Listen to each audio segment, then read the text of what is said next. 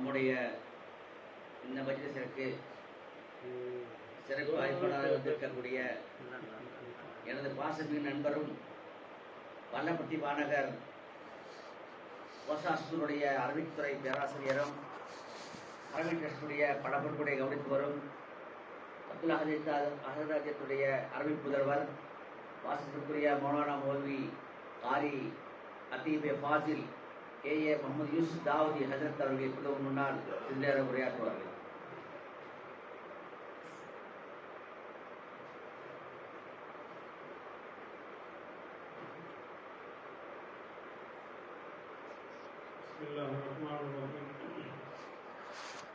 नहमदुहु व नसल्ली अला रसूलिल करीम अम्मा बाद फ़अऊज़ु बिल्लाहि मिनश शैतानिर रजीम बिस्मिल्लाहिर रहमानिर रहीम सुब्हानक ला इल्म लना इल्ला मा अल्लमतना इन्नका अंतल अलीमुल हकीम ஸதகல்லாஹுல் அலியுல் அஸீம். அன்புக்குரிய சகோதரர்களே, தாய்மார்களே, அல்லாஹ்வுடைய பேரருளால் நாம் இங்கே பெரியார்களுக்கு முன்னிலையில், அல்லாஹ்வுடைய இறைநேசர்களுக்கு முன்னிலையில், அல்லாஹ்வுக்கு நெருக்கமான நல்லடியார்களுக்கு முன்னிலையிலே நாம் ஒன்று கூடியிருக்கிறோம். அல்லாஹ் நம்மை எல்லாம் ஒன்று கூட வைத்திருக்கிறான். எதிர்பாராத சந்திப்பின் மூலமாக என்னுடைய அருமை பள்ளி தோழரும் அருமை நண்பருமாகிய மௌலானா மௌல்வி உபைதுர் ரஹ்மான் தாவூதி அவர்களுடைய சந்திப்பிற்கு பிறகு நேராக இங்கே அழைத்து வந்தார்கள். இந்த அழைப்பின் மூலமாக நல்லடியார்களோடு சந்திக்கக்கூடிய, அவர்களோடு சபையில் அமரக்கூடிய பெரும் பாக்கியத்தை அல்லாஹ் வழங்கினான். எந்த ஒரு காரியமும் அல்லாஹ் நாடாமல் நடப்பதில்லை. அது நல்ல காரியமாக இருந்தாலும் சரி, அல்லது தவறான தீய காரியமாக இருந்தாலும் சரி, நமக்கு அல்லாஹ் இந்த நேரத்திலே ஒரு நல்ல காரியம் நடப்பதற்கு நாடி இருக்கிறான் என்று சொன்னால், இது அல்லாஹ் நம் மீது செய்திருக்கக்கூடிய மாபெரும் அருளாகவும் கிருபையாகவும் இருக்கிறது. அந்த வகையிலே என்னுடைய தோழர் அவர்கள் கேட்டுக்கொண்டதற்கு இணங்க ஒரு சில வார்த்தைகள் என்னுடைய மனதிலே அல்லாஹ் எதை ஒதுக்கி செய்கிறானோ, என்ன சொல்ல வேண்டும் என்று அல்லாஹ் விரும்புகிறானோ, நாடுகிறானோ அவைகளை நான் உங்களுக்கு மத்தியிலே வெளிப்படுத்த விரும்புகிறேன். அல்லாஹ் ரப்பல் ஆலமீன் இந்த உலகத்திலே மனிதர்களை மட்டுமல்ல, பல கோடிக்கணக்கான வஸ்துக்களை அல்லாஹ் படைத்திருக்கிறான். வானத்திலும் பூமியிலும் பல கோடிக்கணக்கான வஸ்துக்களை அல்லாஹ் படைத்திருக்கிறான். அதில் உயிருள்ளவைகளும் இருக்கின்றன, உயிரற்றவைகளும் இருக்கின்றன. நம்மால் எண்ண முடியாத பல பொருட்களை எல்லாம் படைத்திருக்கிறான். நம்முடைய கண்ணிலே படக்கூடிய, கண் பார்வைக்கு தெரியாத பல்லாயிரக்கணக்கான பொருட்களை எல்லாம் படைத்திருக்கிறான். இவைகள் அனைத்தும் மனிதர்களுக்காகவே படைக்கப்பட்டிருக்கிறது. அல்லாஹ் இந்த பொருட்களை பற்றி அல்லாஹ் குர்ஆனிலே என்ன சொல்லுகிறான்? குல்லுன் கது ஆலிம ஸலாத்தஹு வ தஸ்பீஹஹு. இந்த பொருட்கள் அனைத்தும் என்னை துதிக்கின்றன, என்னை தொழுகின்றன என்று அல்லாஹ் சொல்லுகிறான். குல்லும் கது ஆலிம ஸலாத்தஹு வ தஸ்பீஹஹு. உலகத்தில் இருக்கக்கூடிய எல்லா பொருட்களும் ஜீவராசிகளும் என்னை துதிக்கின்றன என்பது மட்டுமல்ல, சலாத் என்ற வார்த்தை அல்லாஹ் குறிப்பிடுகிறான், என்னை தொழுகின்றன என்று அல்லாஹ் சொல்லுகிறான். இப்போ அல்லாஹ்வால் படைக்கப்பட்ட எல்லா பொருள்களும் அல்லாஹ்வை திக்ர் செய்கிறது, அல்லாஹ்வை நினைவு கூறுகிறது, அல்லாஹ்வுக்கு துதி பாடுகிறது என்பதை நாம் பார்க்கிறோம். அது உயிரற்றவைகளாக இருக்கலாம், உயிருள்ளவைகளாக இருக்கலாம், பகுத்தறிவு உள்ளவைகளாக இருக்கலாம், பகுத்தறிவு அற்றவைகளாக இருக்கலாம். நம்முடைய பார்வையிலே அறிவற்றவைகள் என்று, திடப்பொருள்கள் என்று எதுவெல்லாம் பார்க்கப்படுகிறதோ அதுவெல்லாம் அல்லாஹ்வை துதிக்கின்றன, அல்லாஹ்வை திக்ர் செய்கின்றன என்று அல்லாஹ் சொல்கிறான். வலாக்கின் லா தஃப்கஹூன தஸ்பீஹஹும். ஆனால் அவைகள் என்ன தஸ்பீஹ் செய்கின்றன என்று உங்களால் அறிந்து கொள்ள முடியாது என்று கூறுகிறான். நம்மை சுற்றி இருக்கக்கூடிய அனைத்தும் அல்லாஹ்வை தஸ்பீஹ் செய்கிறது. அன்புக்குரிய சகோதரர்களே,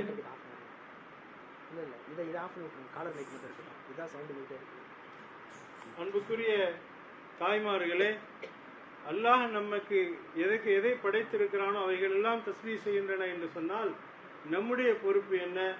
நாம் அல்லாஹ்வை திக்ர் செய்வது. திக்ர் செய்வது என்று சொன்னால் அதற்கு ஒரு சில வழிமுறைகள் இருக்கிறது, அதற்கென்று சில வழிகாட்டுதல்கள் இருக்கிறது. கார் ஓட்டுவதற்கு எப்படி பயிற்சி இருக்கிறதோ அதே போன்று அந்த பயிற்சியின் முன் செய்தவர் தான், பயிற்சி கற்றவர் தான் அந்த காரை ஓட்ட முடியும். இவ்வாறு உலகத்தில் இருக்கக்கூடிய சாதாரண சின்ன பொருட்களை உபயோகிப்பதற்கென்று சில வழிமுறைகள் இருக்கிறது. நாம் திக்ரு செய்வதற்கு நம்முடைய கைகளிலே திக்ரு செய்வதற்கான வழிமுறைகள் நாம் கற்றுக்கொள்ள வேண்டும். அதற்கு பயிற்சி எடுத்துக்கொள்ள வேண்டும். இதற்கு சில உதாரணங்களை சொல்வார்கள். பெரிய பெரிய மூத்த உலமாக்கள் நமக்கு உதாரணங்கள் சொல்லுகிறார்கள். ஒரு மனிதருடைய கையிலே துப்பாக்கியில போடக்கூடிய குண்டு இருக்கிறது. துப்பாக்கியில போடக்கூடிய குண்டு இருக்கிறது. அந்த குண்டை கையில் வைத்துக்கொண்டு தூக்கி வேகமாக ஒரு சிங்கத்தை பார்த்து, ஒரு சிறுத்தையை பார்த்து, ஒரு கரடியை பார்த்து தூக்கி வீசுகிறார். என்ன ஆகும்? அந்த கரடியின் மீது பட்டாலும் கூட, அந்த சிங்கத்தின் மீது விழுந்தாலும் கூட அந்த சிங்கம் சாகாது. காரணம் என்ன? இந்த குண்டு சாதாரணமான முறையில் எரியப்படுகிறது. இது ஒரு பந்தை போல, ஒரு பாலை போல. இந்த குண்டு அந்த சிங்கத்தின் மீது பட்டாலும் எதுவுமே ஆக போவதில்லை. ஆனால் இதே இந்த குண்டை ஒரு துப்பாக்கியில வைத்து போடப்பட்டு அது எரியப்படுமானால், துப்பாக்கி பயிற்சி பெற்றவர் அதை குறிபார்த்து சுடுவாரையானால், ஒரே குண்டின் மூலமாக அவ்வளவு பெரிய காட்டின் ராஜா என்று சொல்லப்படக்கூடிய சிங்கம் செத்து விடுகிறது. இங்கே என்ன வேறுபாடு? முன்னால் எரிந்தவர் குண்டை வீசுகிறார், பின்னால் எரிந்தவர் துப்பாக்கியிலே போட்டு பயிற்சி பெற்று வீசுகிறார். முன்னால் எரிந்தவருடைய குண்டு வீணாகி விடுகிறது, பயனற்றதாக ஆகிவிடுகிறது. ஆனால் இரண்டாம் அவர் குண்டு எறிகிறாரு, இந்த குண்டு இருக்கிறது பயனுள்ளதாக, அது எதற்காக எரியப்படுகிறதோ அந்த நோக்கம் நிறைவேறுகிறது. அன்புக்குரிய சகோதரர்களே, தாய்மார்களே, இதுதான் வித்தியாசம். திக்ர் செய்வது சாதாரணமாக செய்வதற்கும் பெரியார்கள் ஷேக்மார்களுடைய தொடர்பின் மூலம் பயிற்சி பெற்று செய்யக்கூடியவர்களுக்குமான வேறுபாடு இதுதான். யார் பயிற்சி பெறுகிறார்களோ அவர்களுடைய திக்ர் இருக்கிறது எப்படி துப்பாக்கியில போடப்பட்டு குறிவார்த்து சுடப்படுகிறதோ அந்த குண்டை போல. இது நேரடியாக அல்லாஹ் அடைகிறது. ஒரு பெரிய மருத்துவர் இருக்கிறார். அந்த மருத்துவரிடத்திலே நீங்கள் உங்களுடைய வியாதிக்காக வேண்டி நீங்கள் சென்றீர்கள்.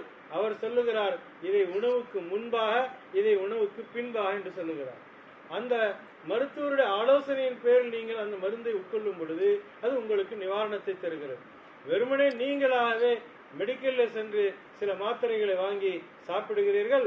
அது உணவுக்கு முன்பாக உள்ளதை பின்பாகவும், பின்பாக உள்ளதை முன்பாகவும் சாப்பிட்டால் என்ன விளைவு, என்ன பலன் கிடைக்க வேண்டுமோ அந்த பலன் கிடைக்காமல் மாறாக வேறு விளைவுகள், தவறான விளைவுகள் ஏற்பட்டு விடுகிறது. இதுதான் நம்முடைய இந்த திக்ருடைய நோக்கமாக இருக்கிறது, பயிற்சியாக இருக்கிறது. இதற்காகத்தான் நாம் பல இறை நேசர்கள், நல்லடியார்கள் மூலமாக உடன் இருந்து அந்த பயிற்சிகளை பெற்றுக் கொள்ளுகிறோம். அல்லாஹ் குர்ஆனில் சொல்லுகிறான், உண்மையாளர்களோடு நல்லடியார்களோடு நீங்கள் உடன் இருங்கள் என்று சொல்றாங்க. அவங்க உபதேசம் செஞ்சாலும் சரி, செய்யாவிட்டாலும் சரி, அவர்களுடைய அந்த வழிகாட்டுதல் நமக்கு கிடைத்தாலும் சரி, கிடைக்காவிட்டாலும் சரி, அவர்களோடு நீங்கள் அமருங்கள், அவர்களோடு சில காலங்கள் தங்குங்கள், அவர்களோடு உண்ணுங்கள், அவர்களோடு நீங்கள் பருகுங்கள். இதன் மூலமாக உங்களுக்கு பயிற்சிகள் கிடைக்கிறது, இறையச்சம் உங்களுடைய உள்ளத்தில் உண்டாகிறது என்று நம்முடைய குர்ஆன் மூலமாக விளக்குரையாக சொல்லுகிறார். அல்லாஹ்வை திக்ர் செய்வதற்குண்டான பலாபலன்கள், இதற்கான கூலிகள் இம்மையிலும் இருக்கிறது, மறுமையிலும் இருக்கிறது. நிறைய கூலிகள் இருக்கிறது, பல நூற்றுக்கணக்கான சம்பவங்கள் இருக்கிறது. ஒரே ஒரு சம்பவம் என்னுடைய மனதிலே இந்த நேரத்தில் அல்லாஹ் ஒதுக்கி செய்கிறான். அதை மட்டும் நான் குறிப்பிட்டு என்னுடைய வார்த்தைகளை நிறைவு செய்கிறேன். ஹஜ்ரத் இப்ராஹிம் அலைஹிஸ்ஸலாத்து வஸ்ஸலாம் அவர்கள் அல்லாஹ்வுடைய நேசராக இருக்கிறார்கள். நாம் இப்பொழுது சமீபத்தில் ஈதுல் அதாவுடைய திருநாளை கொண்டாடினோம். அந்த திருநாளுடைய முழு வரலாறும் ஹஜ்ரத் இப்ராஹிம் அலைஹிஸ்ஸலாம் அவர்களை சார்ந்த வரலாறு. ஹஜ்ஜுக்கு நம்முடைய சகோதரர்கள் சென்றிருக்கிறார்கள். ஹஜ்ஜுடைய அனைத்து அமல்களும் யாரை மையப்படுத்தி? ஹஜ்ரத் இப்ராஹிம் அலைஹிஸ்ஸலாம், அவருடைய மனைவி அன்னை ஹாஜரா அலைஹிஸ்ஸலாம், அவருடைய மகன் ஹஜ்ரத் இஸ்மாயில் அலைஹிஸ்ஸலாம், அவர்களை மையப்படுத்தியே ஹஜ்ஜுடைய அமல்கள் இருக்கிறது. தவாஃப் செய்வது, கல்லெறிவது, மக்காம் இப்ராஹிமினை தொழுவது, எந்த செயலை எடுத்துக்கொள்ளுங்கள், ஹஜ்ரத் இப்ராஹிம் அலைஹிஸ்ஸலாம் அவருடைய குடும்பத்தை தாண்டி இன்னொருவருடைய சார்ந்ததாக இருக்கவே இருக்காது. அவ்வளவு நெருக்கம் பெற்ற ஹஜ்ரத் இப்ராஹிம் அலைஹிஸ்ஸலாம் அவர்கள் செய்த காரியம் என்ன?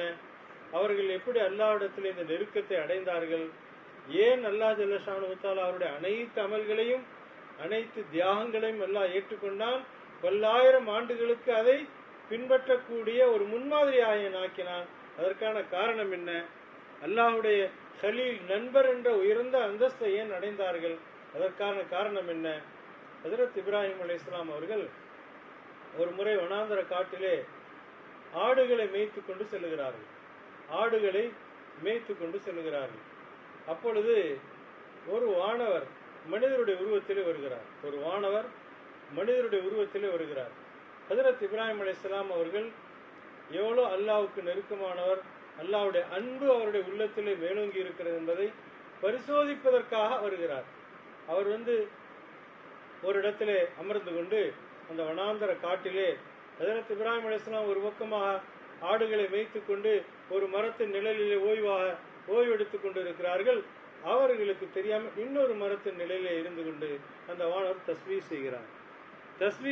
கிப்லாவை முன்னோக்கி உட்கார்ந்து அல்லாஹ் அல்லாஹ் அல்லாஹ் என்ற அல்லாஹுடைய இஸ்முல் ஆதமை சொல்லி திக்ர் செய்கிறார்.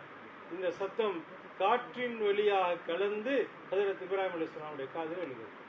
தூரத்தில் இருக்கக்கூடிய அந்த வானவருடைய சத்தம், அல்லாஹ்வை திக்ர் செய்யக்கூடிய சத்தம் காற்றின் வழியாக கலந்து ஹஜ்ரத் இப்ராஹிம் அலைஹிஸ்ஸலாமுடைய காதிலே விழுகிறது. அல்லாஹ் என்ற அந்த வார்த்தையுடைய சத்தம் கேட்டவுடனே ஹஜ்ரத் இப்ராஹிம் அலைஹிஸ்ஸலாம் அப்படியே மயங்கி கீழே விழுந்துடுறான்.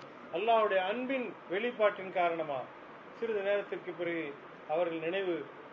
அவர்களுக்கு மயக்கம் தெளிந்து அந்த மனிதரை தேடி செல்கிறார்.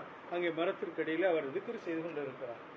ஹஜ்ரத் இப்ராஹிம் அலைஹிஸ்ஸலாம் அருகிலே சென்று அமர்ந்து அவரிடத்தில் சொன்னார்கள், நீங்கள் இப்பொழுது அல்லாஹ் என்று திக்ர் செய்தீர்களே, அதை இன்னொரு முறை கூறுங்கள், அதை நான் கேட்க வேண்டும் என்று ஆசைப்படுகிறேன் என்று சொன்னார். அப்போ அந்த மனிதர் அவருக்கு கேட்டார், நான் இன்னொரு தடவை சொன்னா நீங்க என்ன தருவீங்கன்னு கேட்டார். நான் இன்னொரு தடவை அந்த திக்ரை சொன்னா நீங்க என்ன தருவீங்க அப்படின்னு விலை பேசினார். ஹஜ்ரத் இப்ராஹிம் அலைஹிஸ்ஸலாம் சொன்னாங்க, என்னோட ஆட்டு மந்தையில பாதியை நான் கொடுத்துறேன்னு சொன்னாங்க. பாதியை நான் உங்களுக்கு கொடுத்துட்றேன். உடனே அந்த மனிதர் மீண்டும் அல்லாஹ் என்ற வார்த்தை சொன்னாங்க, திக்ர் செஞ்சான். ஹஜ்ரத் இப்ராஹிம் அலைஹிஸ்ஸலாம் மயக்கம் போட்டு கீழே விழுந்துட்டான். பிறகு மயக்கம் தெளிந்தது, மீண்டும் எழுந்தார்கள். மீண்டும் அந்த மனிதரிடத்தில் சொன்னாங்க, இன்னொரு முறை சொல்லுங்க அப்படின்னு சொன்னாங்க. இன்னொரு முறை சொல்லுங்க. அப்போ அவங்க கேட்டாங்க, இன்னொரு முறை சொன்னா நீங்க என்ன தருவீங்க? ஹஜ்ரத் இப்ராஹிம் அலைஹிஸ்ஸலாம் சொன்னாங்க, இந்த ஆட்டு மந்தை முழுக்க ஒன்றை கொடுத்தாங்க. முதல்ல என்ன சொன்னாங்க, அதுல பாதி நான் உங்களுக்கு கொடுத்துறேன்னு சொன்னாங்க. இப்ப என்ன சொன்னாங்க, முழுமையாக நான் இடத்துல கொடுத்துறேன்னு சொன்னாங்க. அந்த மனிதர் மீண்டும் அல்லாஹ் என்று திக்ர் செஞ்சாங்க. ஹஜ்ரத் இப்ராஹிம் அலைஹிஸ்ஸலாம் நினைவிழந்து கீழே விழுந்துட்டாங்க. பிறகு மயக்கம் தெரிந்து மீண்டும் சொன்னாங்க, கேட்டாங்க. ஹஜ்ரத் இப்ராஹிம் அலைஹிஸ்ஸலாம் அவர்களுக்கு அந்த அல்லாஹ் என்ற திக்ரை அவர்கள் சொன்ன அந்த விதம், அந்த தோரணை, அந்த மஸா, அதற்கு ருசி இருக்கிறது. அவர்கள் இவ்வளவு தூரம் அவர்களுக்கு உந்துதல் படுத்தியது அவர்களுக்காக எதையெல்லாம் தன்னுடைய கையில என்னவெல்லாம் இருக்கிறதோ அதையெல்லாம் கொடுத்து அதை கேட்க வேண்டும் என்று ஆவல் ஏற்பட்டது. அந்த மனிதர் கேட்டார், இப்ப நான் கேட்டா நீ என்ன தருவீங்கன்னு கேட்டார். நீங்க இப்ப என்ன ஆட்டு மந்தையெல்லாம் இடத்துல கொடுத்துட்டீங்க, பிறகு நீங்க இப்ப நான் திக்ர் செய்யறேன், நான் நீங்க என்ன தருவீங்கன்னு கேட்டான். இந்த ஆட்டு மந்தைகள் எல்லாம் மேய்க்கிறதுக்கு ஒரு ஆள் தேவைப்படுவாரு, இந்த ஆட்டு மந்தைகள் எல்லாம் மேய்க்கிறதுக்கு ஒரு இடையன் தேவைப்படுவாரு, நான் உங்களிடத்துல வேலைக்காரராக வந்துடுறேன் அப்படின்னு சொல்லி சொன்னேன். ஹஜ்ரத் இப்ராஹிம் அலைஹிஸ்ஸலாம் சொன்னவனே மீண்டும் அவங்க திக்ர் செஞ்சாங்க. பிறகு இந்த உரையாடலுக்கு பிறகு அந்த வானவர் சொன்னார், நான் அல்லாஹ்வுடைய புறத்திலிருந்து அனுப்பப்பட்ட ஒரு வானவராக இருக்கிறேன். இந்த ஆட்டுகளையும் நீங்களே வச்சுக்கொள்ளுங்க, இந்த ஆடுகளை நீங்க எப்பொழுதும் போல நீங்க மேய்த்து கொண்டே இருங்க, உங்களை பரிசோதிப்பதற்காக அல்லாஹ்வுடைய புறத்திலிருந்து அனுப்பப்பட்ட ஒரு வானவராக இருக்கிறேன் என்று அந்த வானவர் ஹஜ்ரத் இப்ராஹிம் அலைஹிஸ்ஸலாம் அவரிடமிருந்து விடைபெற்று சென்றார்கள் என்று நாம் வரலாற்று சம்பவத்தில் பார்க்கிறோம். அன்புக்குரிய தாய்மார்களே, சகோதரிகளே, அல்லாஹ் திக்ர் செய்வதற்கு இப்படியெல்லாம் அல்லாஹு தஆலா உயர்ந்த அந்தஸ்துகளை கொடுக்குறான். ஹஜ்ரத் இப்ராஹிம் அலைஹிஸ்ஸலாம் அல்லாஹ்வுடைய கலீலா ஆயிட்டான். அல்லாஹ்வுக்கு அல்லாஹ் ஆணும் இல்லை பெண்ணும் இல்லை. அல்லாஹ் என்ன இல்லைங்க, ஆணும் இல்லை பெண்ணும் இல்லை. அல்லாஹ்வுக்கு அல்லாஹ் யாருடைய குழந்தையும் இல்லை. அல்லாஹ்வுக்கு குழந்தையும் கிடையாது. லம் யலித் வலம் யூலத். அல்லாஹ்வுக்கு மனையும் இல்லை, குழந்தைகளும் இல்லை, யாருமே இல்லை, குடும்பமே இல்லை. அப்படிப்பட்ட அல்லாஹ்வுக்கு நண்பன் ஒருத்தனை ஏற்படுத்திருங்க. நண்பன் அப்படின்னு சொல்லிட்டு ஒருத்தனை இந்த நண்பனும் இல்லாம இருக்கலாம். அல்லாஹ்வுக்கு தேவை கிடையாது. மனைவி இல்லை, மகன் இல்லை, பெற்றோர்கள் இல்லை, உடன் பிறந்த சகோதரிகள் இல்லை, யாரும் இல்லை, நண்பனும் இல்லாம இருக்கலாம். ஆனா யார் அல்லாஹ்வை நேசிக்கிறார்களோ, அல்லாஹ்வை திக்ர் செய்கிறார்களோ, அப்படிப்பட்ட அந்த இப்ராஹிம் அலைஹிஸ்ஸலாம் அவர்களை அல்லாஹ் தஆலா தன்னுடைய கலீலாக நண்பனாக ஆக்கி கொண்டான் என்பதை நம்ம பார்க்கணும். இப்போ அதுக்கான பயிற்சி தான் இந்த இந்த திக்ருடைய மஜ்லிஸுகள், திக்ருடைய சபைகள் என்பது இவங்க நமக்கு என்ன செய்வாங்க, அவ்வப்போது மாதத்துக்கு ஒரு முறை, 2 மாதங்களுக்கு ஒரு முறை இந்த பயிற்சிகளை நமக்கு கொடுப்பாங்க. இதன் மூலமாக நம்முடைய காலையில மாலையில ஒவ்வொரு நாளும் நம்முடைய காலை மாலையுடைய தஸ்பீஹாத்துகள் பூர்த்தி செய்கிறது.